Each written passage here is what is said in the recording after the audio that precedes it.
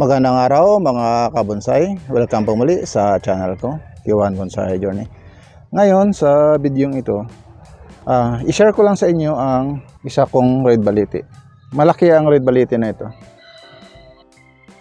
Pero pipilitin kong maipasok natin sa 100 cm para maisali natin ito sa mga show natin, ang mga show balang araw. Ito yung kaunahan niya na video. Di ko to nagawa ng mga video noong tinitrend ko pa to.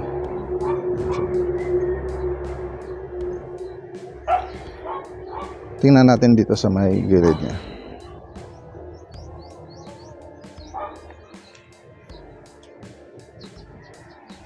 Ito siya.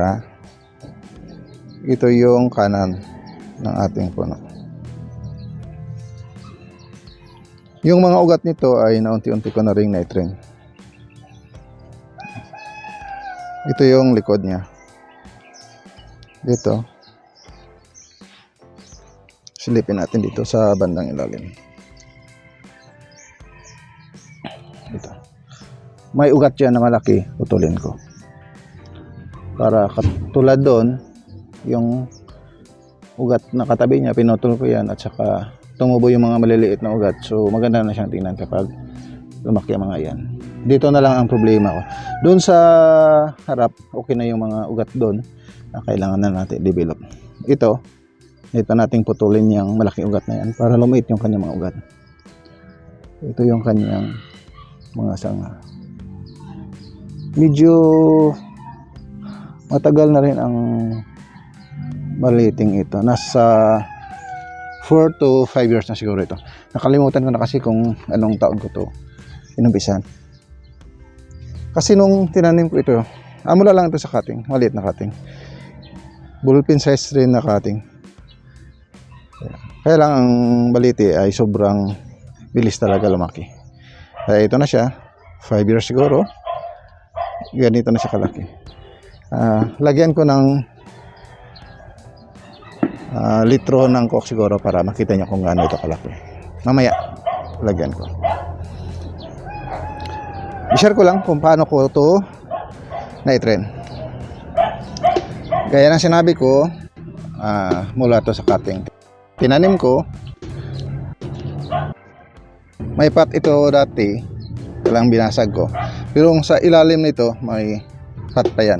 Yung binasag ko lang dito sa may gilid niya para dandahan kong ma-train ang mga ugat na ito. Ito. Gaya nung sa mga una kong mga bonsai, ilang beses na akong nag-cutback nito. Pinalaki ko ito noon nung kasing laki na siya ng litro ng coke. Pinotol ko siya dito. Ayan. Pinotol ko dito at saka pinatubo ito. At saka ito, pinatubo ito. Bali, ito na yung magiging first branch ko. At saka, nung malaki na ito, nung nasa halos kalahati na nito, pinutol ko na siya ulit dito. At pasilip ko lang.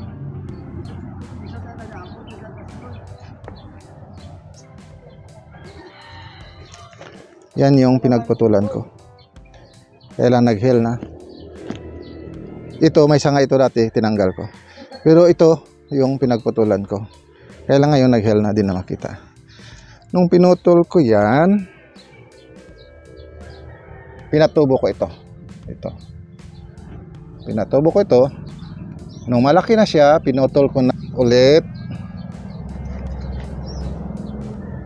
Dito. So ito, di pa nag-heal. Pero mag-heal din yan balang araw. Nung pinutol ko siya dyan, pinatubo ko naman ang sangang ang new leader niya. Bali, ito na. Pinatubo ko na siya.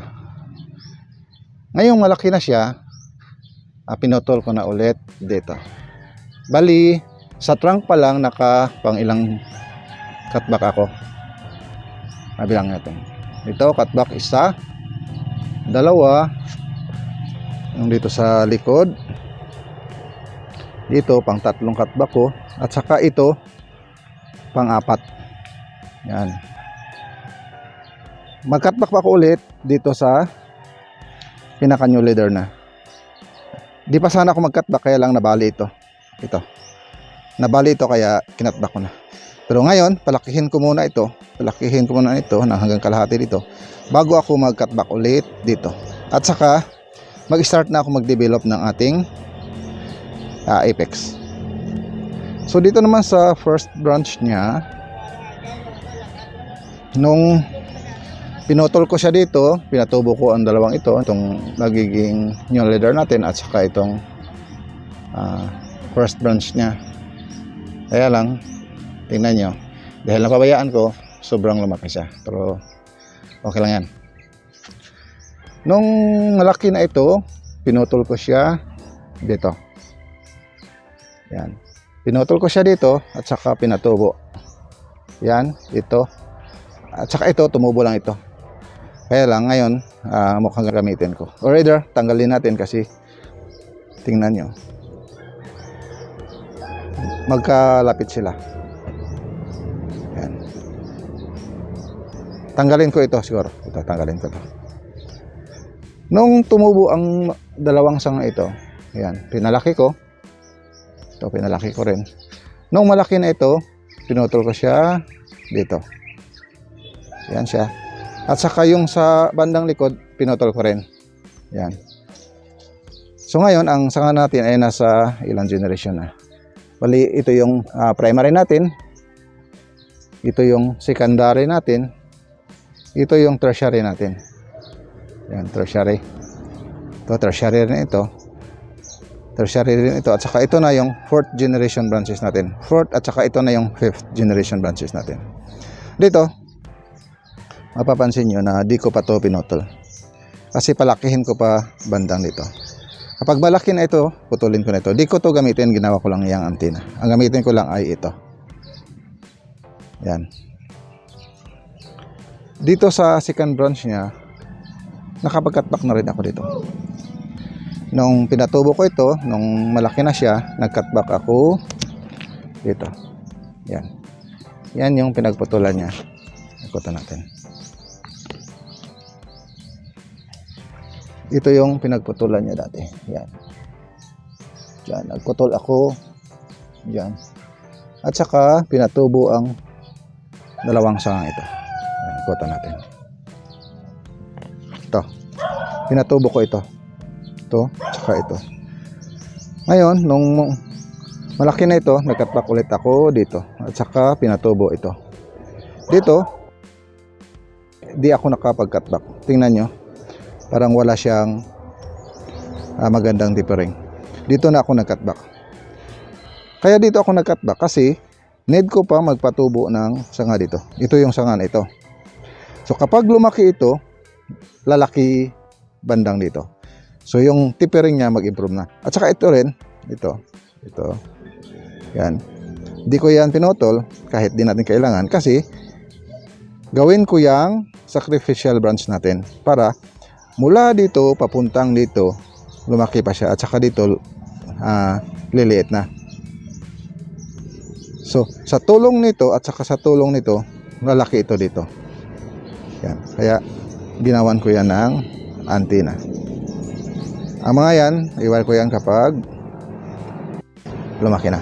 Ito, di ko pa nilagyan ko lang ng wire kasi magputol pa rin naman ako dito. Dito pala. Magputol pa ako dyan. So, no need ko munang lagyan ng galaw yung ating sanga dito. Kapag nagputol ako dito, pag lumaki na ito, dyan pa ako mag-wire para gaya ng mga ito, may mga galaw ang ating mga sanga. Pero sa red baliti, di talaga ako nag-bend ng mabuti. Yun barang yung kulot na kulot siya, di ako nag-bend ng ganyan. Sa baliti kasi, mas maganda ng ganito lang. Yung kunting bend lang. Huwag masyado yung parang kulot na kulot. Kasi baliti yung material natin. Tingnan natin dito. Dito pala sa may likod, yan. Nung pinutol ko ito, pinatubo ito, at saka ito. Nung malaki na siya, pinutol ko na ito. Ngayon, nag-cutback na ako dito. At saka, nakapag-cutback na rin ako dito. Dito ngayon, mag-cutback pa ako ng isang beses bago ko i-develop yung mga pads natin. Dito, mag-cutback pa ako dito. Kasi dito, lalaki pa to sa tulong ng sang ito. Ang medyo matagal pa nating hintayin, ito. Kasi sobrang laki nito. Kaya need natin palakihin yan bago tayo makapag-cutback. Medyo matagal-tagal pa siguro. Ito rin, need din nating palakihin. Pero dito sa mga bandang itaas, medyo madali na lang ito kasi di na natin palakihin ng sobrang laki. Ayan. Lagyan ko muna ng litro ng coke sa tabi ng ating puno para makita nyo kung gaano ito kalaki.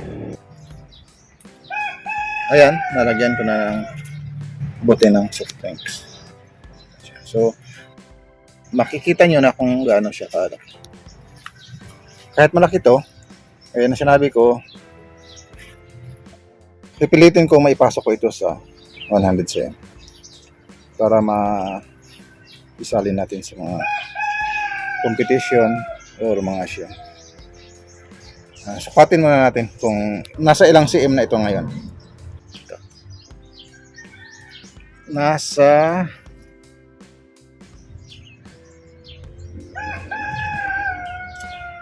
90 na. Siguro kapag matapos to, pasok tayo sa 100 cm. Mula dito sa pinaka base niya papunta dito. Kasi ngayon nasa 85 cm pa lang siya. So pasok ito.